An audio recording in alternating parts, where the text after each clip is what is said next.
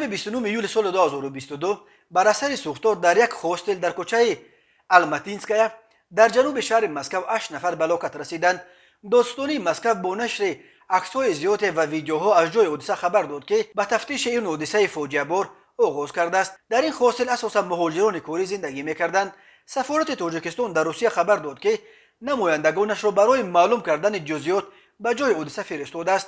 آنها باید از جمله معلوم کنند که آیا در این فوجیه شهروندان تاجیکستان نیز آسیب دیدند یا نه. برای هماهنگ ساختن فعالیت مقامات حفظ حقوق، معاون دادستان شهر مسکو ویکتور مالیوکوف قرار داشته در جریان تفتیش باید سبب این حادثه و تا کجا رعایت شدن قاعده‌های بی‌خطری هنگام سوختار تفتیش خواهد شد.